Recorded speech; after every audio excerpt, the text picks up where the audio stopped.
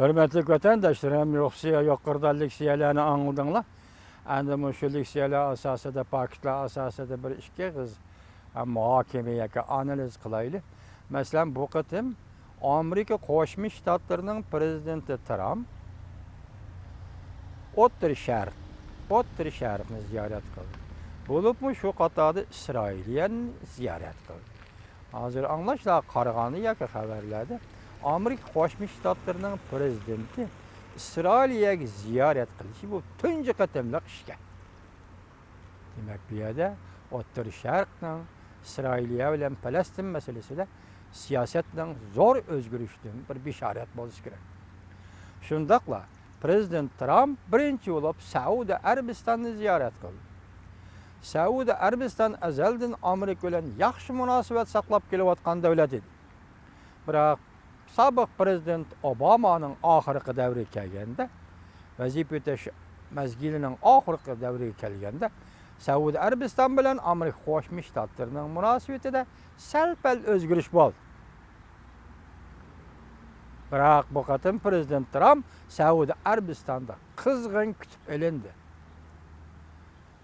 Hatta Xitoyning matbuotlari ayni chog'da Saudiya Arabistonni ziyorat qilgan Rais Shi Jinpingning kutib olinishi bilan bu qatim prezident Trumpni kutib olishni selishtirdi. Hatta matbuot bu to'g'rida gap qilmaslikni tashabbus qilishdi. Demak, O'rta Sharqdagi masalalar, o zo'ravonlik, bu Iroq masalasi, o Suriya masalasi va yana qandaqdir haligi terrorchilar masalasi, zo'ravonlar masalasi, bularning hammasi aytganda, tegdekni aytganda, O'rta Sharqda yana bir ziddiyat yoki yoshirin yoki oshkora taraqqiy qilayotgan yana bir ziddiyat bor. O bo'lsa-mu Arabiston yetakchiligidagi arablarning millatchilik xohishi yoki millatchilik siyosati, yani birisi İran ve Pakistan'ın milletçilik siyaseti. Bu oturda her işkilisi İslam devleti, İslam dini kışındıgan devletler. Neymiş ki bula otur ziddiyet tügemeydi degen sualını koysanız, elbette her işkisi milletçilikten bunun yol koymayı vatkallıqını görürsün. Muşundak bir ciddi peytti ya ki ziddiyetler muşundak gireleşken muşundak bir ciddi peytte meselen alaylık 2015 yılı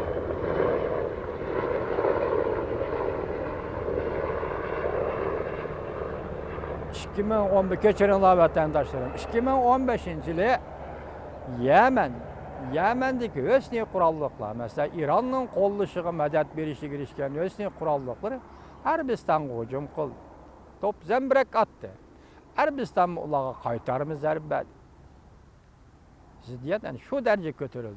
Muşundaq bir peyti Saudiya Arabistan'ın Amerika bilen bolgan münasibetini əssiga keltirip, Prezident Trump'ın qızgın kütüp elişi ve şundaqla Amerika Qo'shma Shtatlari hükümetinin Arabistan bilen bolgan münasibet, savdo münasibetleri bolupmu harbiy qurol yaraq setip berish meselesida Saudiya Arabistan'ni bir harbiy devletke aylandırmız demisimi, hiç bolmaganda Saudiya Arabistan'ın qo'g'dinishi keraklik harbiy qurol yaraqlarni setip berishga ma'qul bo'lishi va bu to'g'rida kelishim imzolashi yanala O'rta Sharqda bir siyosatda zo'r o'zgarishning bir belgisi bo'lib qoldi. Undaq deymiz. Endi Isroilga kelsak, hozir prezident Trump dediki, Falastin Isroilga suhbatini boshlash to'g'risida taklif berdi. Shundaqlarda Abbos bilan ko'rishdi. Isroilga Falastin devletinin başlığı Abbas bilen görüştü ve onun müstakil devlet kuruşunu qo'llaydiganligini bildirdi. Men g'ilpalli ko'rib qoldim bu xabarni.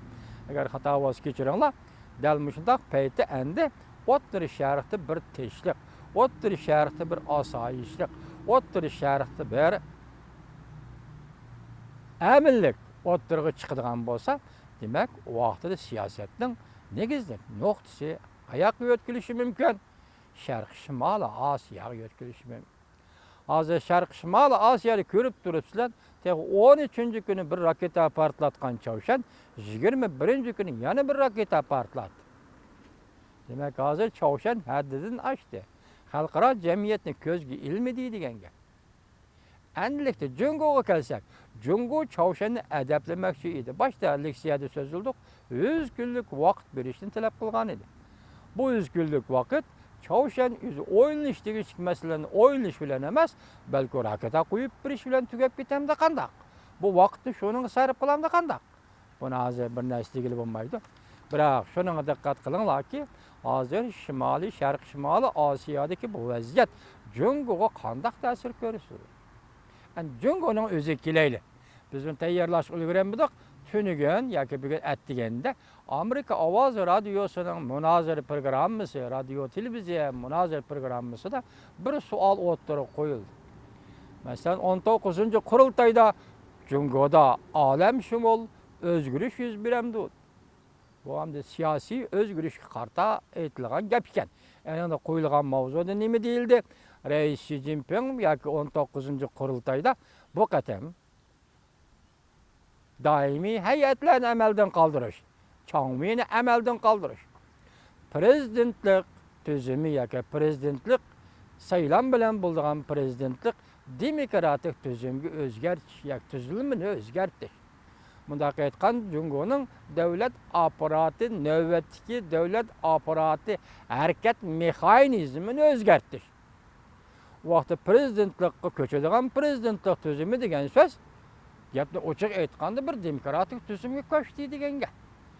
Bir demokratik tuzumga o'tmoqchi degan gap. Agar mush gaplar bugun qayta munozara bo'lib ketdi, hozir tor betlardan munozara qilyapti. Rost bo'lgan bo'lsa, undaqda Jungo demokratik davriga kirib, demokratik islohot orqali butun siyosatini yoki avvalgi rejim davridagi siyosatlarning hammasini o'zgartirdi. Buningda eng muhim masala asosan qonunni qanday o'zgartirdi. Asonliq millatlar rayoni, avtonom rayonlar tutgan muomalani qanday o'zgartirdi. Mush jarayonlarning o'zi shunday kirdigan bo'lsa, bu ajoyib kishini hayron qoldiradigan bir ish bo'ldi. Vaziyat ya'ni shunday bo'ldi. Ya'ni buningda o'ylab Govingoy degan odam nima dedi? 19-qurultay yo'q dedi.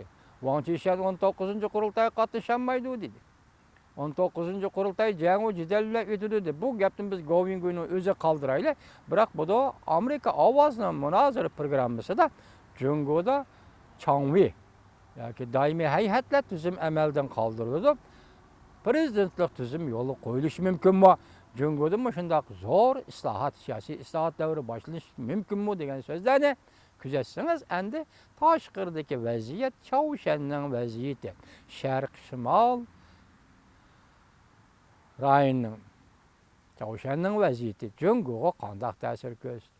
Jungo'ning o'zining ichki vaziyati hozir degandak 19-qurultayda zo'r o'zgarish bo'ldi degandak, undaqda tashqi vaziyat va ichki vaziyat mush holga kelganda Jungo'da zada siyosatning, ijtimoiy tuzumning, jamiyatning yoki bir partiya hukmronligidagi siyosiy tuzilmaning o'zgarishi mumkin bo'ladigan bo'lsa, biz qaytib kelib shunday deymizki, hurmatli vatandoshim, 4-ayning 7-kuni prezident Trump Florida shtati Kolbi aramgohida Rais Xi Jinping bilan ko'rishgandan keyin orqa-orqadan Rais Xi Jinping yaxshi odam ekan, maqtash tegishli odam ekan.